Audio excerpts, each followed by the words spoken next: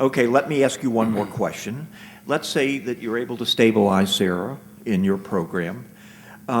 Recapitulate for us, please. What would be the next steps now in developing a treatment plan with Sarah in mind? Well, some of the biggest challenges we all have with just proper discharge planning and follow-up. Who does the follow-up? How can we responsibly do the follow-up with community mental health, or possibly working with the campus counseling service? Sometimes the campus counseling service has the least stigma for the student, because they can go and say, we have a cold, if they don't want to deal with the acknowledgement of their community mental health organization. But most specifically, we want to do a really concrete follow-up in making sure that the services or the prescribed medication is occurring. One of the blocks that have been discussed today is, of course, medication.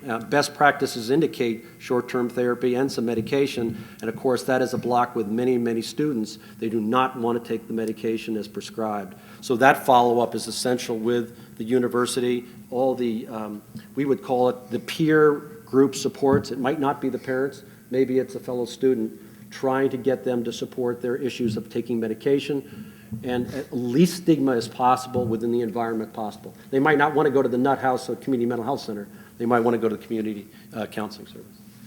Dr. Martin, he's presenting a problem here. He says that even if his doctors adequately diagnose little Sarah and really have effectively what they think in their mind is a good treatment plan, and Sarah gets back on the campus and she don't want to take her antidepressant.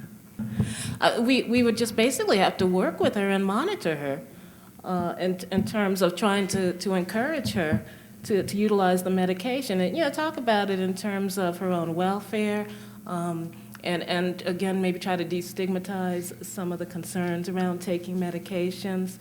Tell her that doesn't mean that she'll be taking medications for the rest of her life, that it's not an uncommon thing, and in fact this is something that's going to help her feel better in the short term, and then she will be able to do better in classes, she'll be able to better concentrate, etc., and try to work in a number of ways to get her to see that this is a good thing for her ultimately.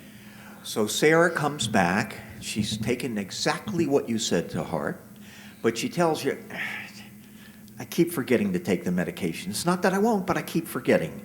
What do you guys do at Norca University? We would have to contact the psychiatrist or the person who's providing the medication, and at least let them know that what we're finding in terms of having monitored this.